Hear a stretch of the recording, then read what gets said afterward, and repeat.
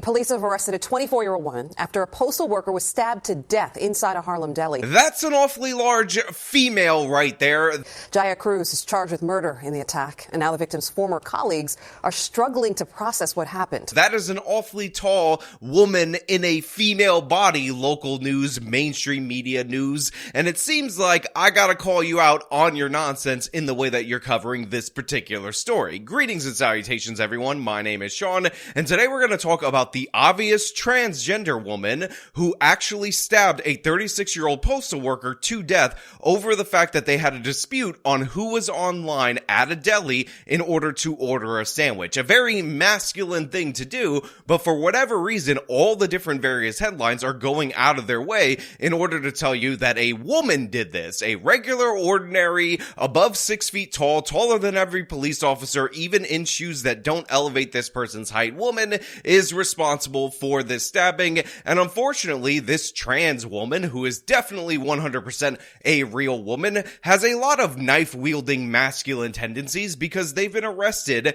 at least 5 different times specifically for crimes involving wielding knives and threatening people with knives. It's an absolute disaster. The victim in this case is a 36-year-old father who actually was getting his life together, who was actually working a good, solid government job, doing all the right things, just on break for lunch. And I feel like it's ridiculous and absurd for us to focus on trying to obscure the identity of this individual when, if a trans woman was the victim, you would nonstop be hearing about the fact that this person was trans. Now, we're going to get into this. We're going to break this down. But before we do, I want to thank everybody who supports this channel via actualjusticewarrior.com/join.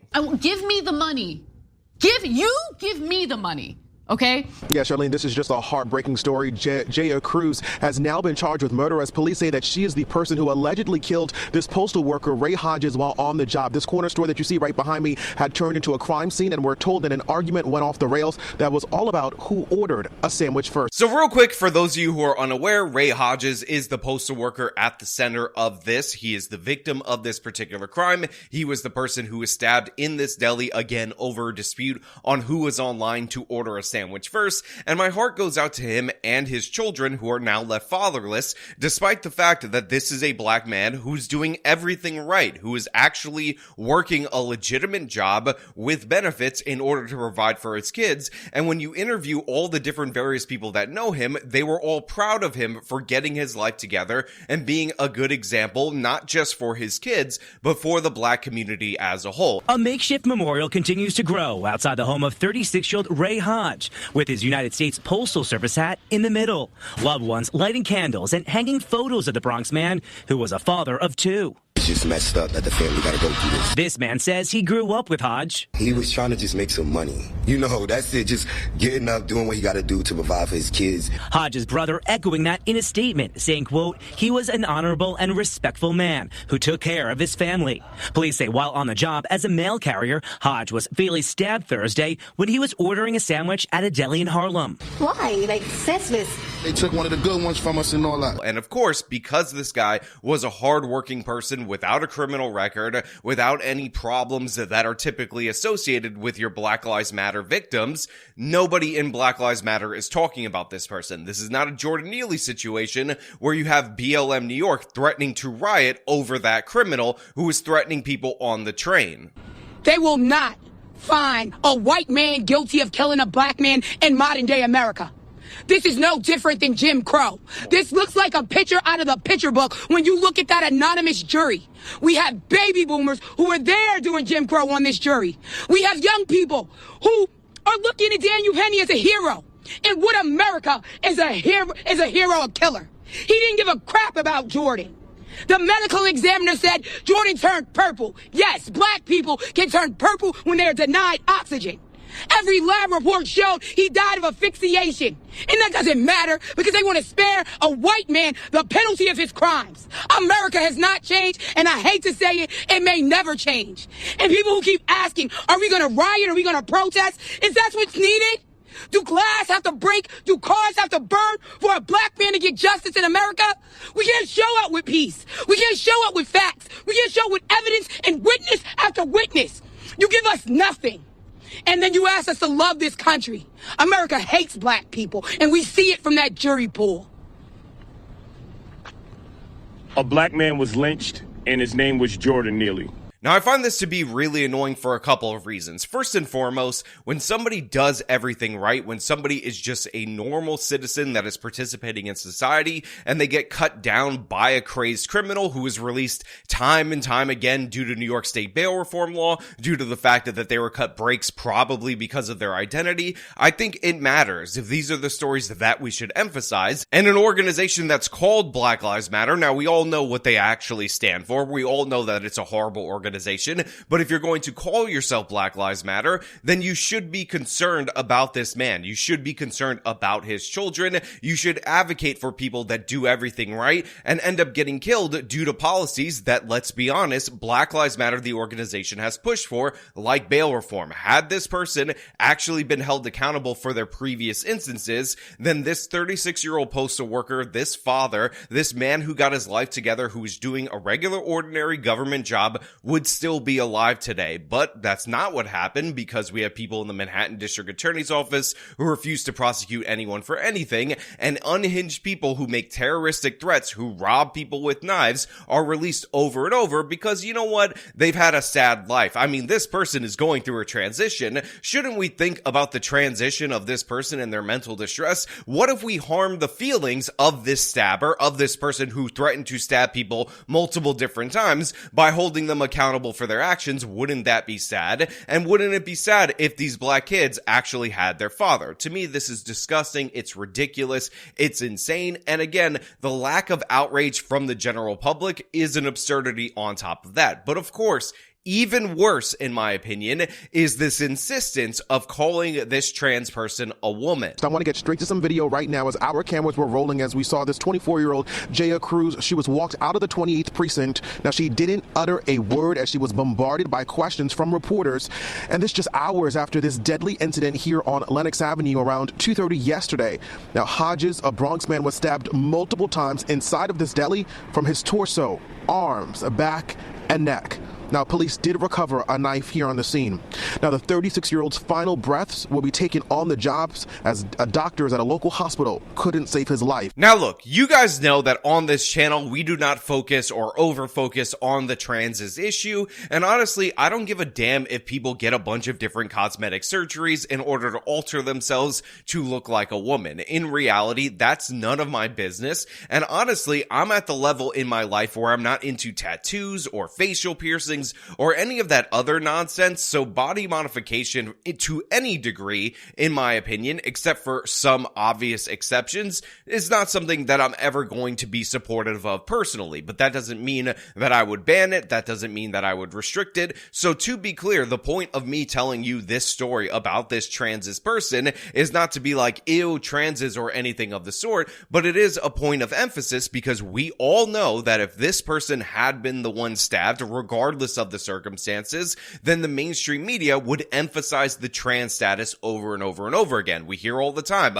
about trans women getting murdered and trans women getting killed, and the implication of all of those different stories is that these trans women are being killed due to the fact that they're trans. It has nothing to do with whatever specific circumstances that they were under at the time that they were killed. It's always considered, when it's talked about, a anti-trans thing. However, when you have this instance and the trans person is the killer, the killing happens to be over something incredibly stupid, a pointless ego battle, again, an argument over who was online first at this particular deli, then suddenly it's woman, woman, woman, woman. Let's not talk about the trans status because we only utilize that when the person is the victim. Again, we see the same thing whenever we have instances of a white person killing a black person. Most of the time, those cases are self-defense related, but white cop killing a black person, it's always white cop or white man or white person does this. However, in the much more common instances where black people kill white people, something like 17 times more likely than the reverse, than the unicorn cases that the media highlights,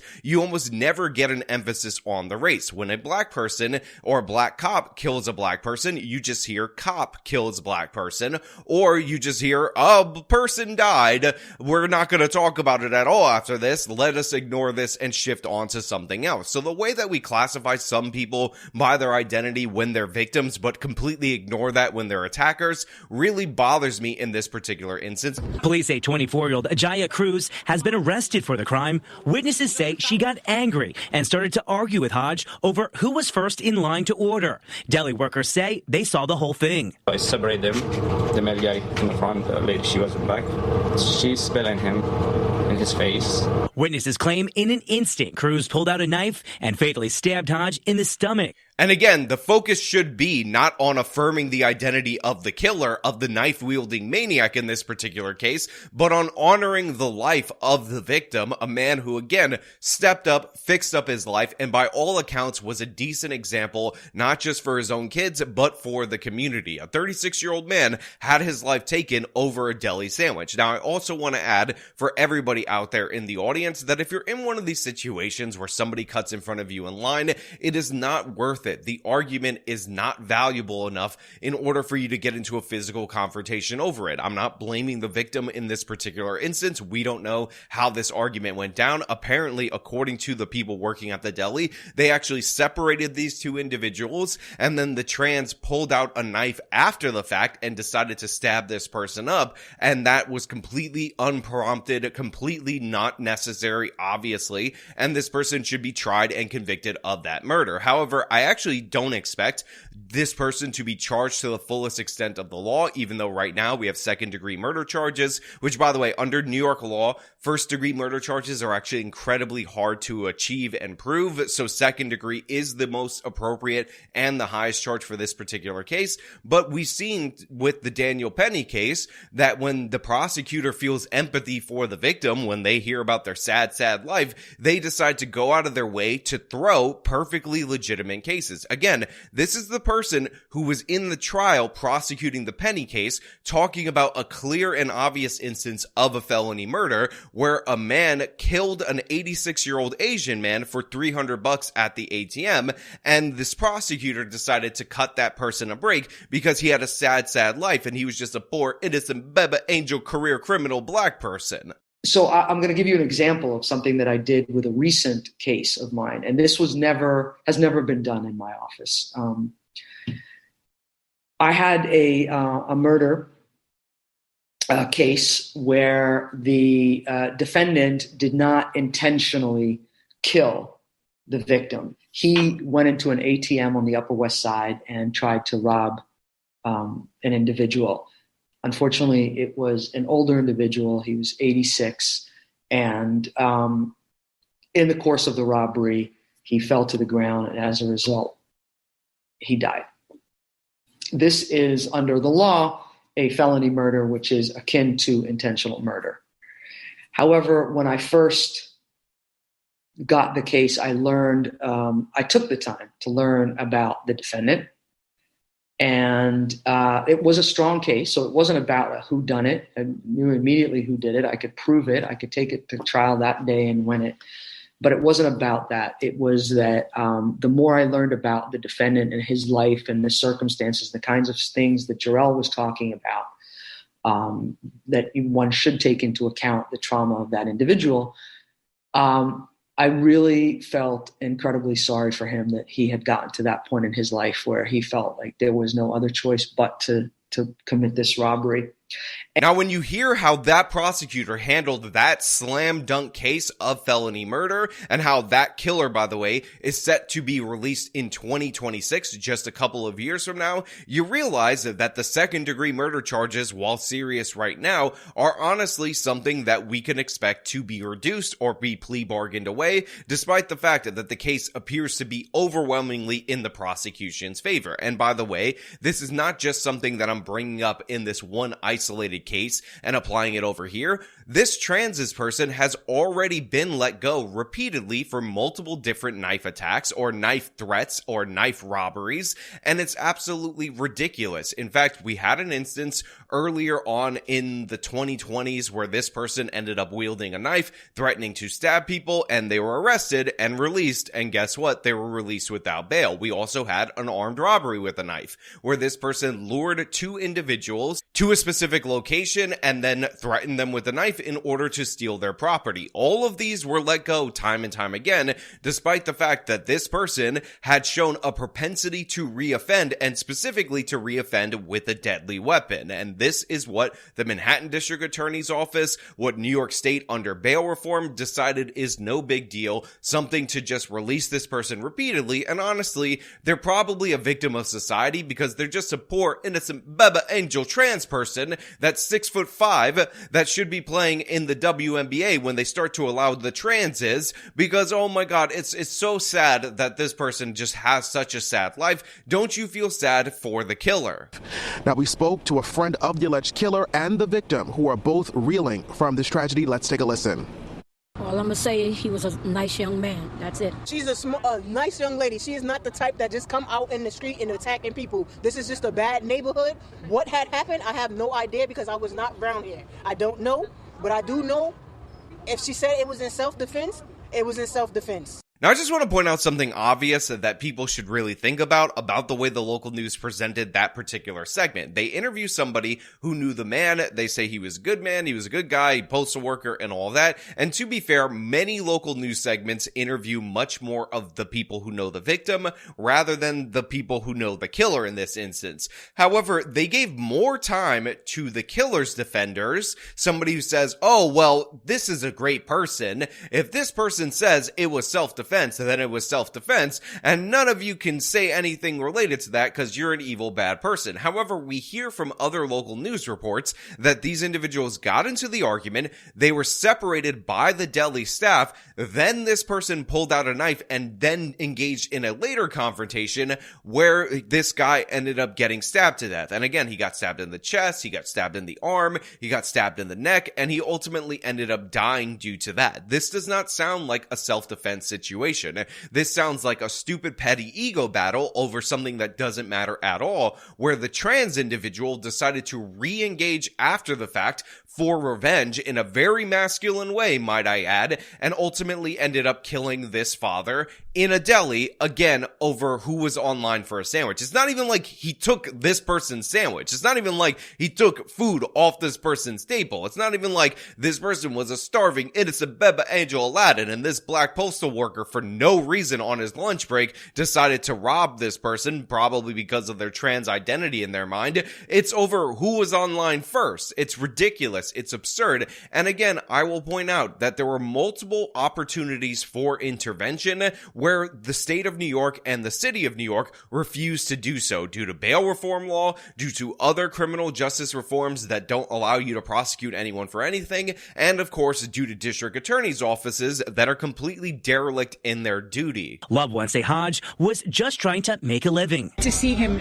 go from one stage of life to the next to better himself was anything you could ask from a kid. So the most important element by far and away is the fact that a man who was doing all the right things was stabbed to death for no real reason in Harlem, New York. And it's absolutely tragic for him. It's tragic for his friends. It's tragic for his family. And it is tragic for his children. Let us not de-emphasize that that's what matters in this particular case. And this person should receive justice. However, the second thing that really gets under my skin is that each and every headline goes out of their way to say woman, woman, woman, woman, woman, when the fact of the matter is this is a trans person, and if this person had been killed in this deli, all of the headlines would say trans woman, trans woman, trans woman, trans woman, because when they're victims, then they get the identity. When they're not victims, all of a sudden we gotta kind of hide and obscure those facts, and I find that to be disgusting. I find that to be ridiculous. I find that to be a damning indictment of the priorities of the mainstream media and of the biases in the mainstream media. But of course, I want to know what you guys think down in the comments below. As usual, if you like the video, show them by leaving a like, subscribe for more content, follow me on my social media, support me via the support links in the description of this video. This has been me talking about a trans woman committing a crime and the media trying to cover it up. Till next time.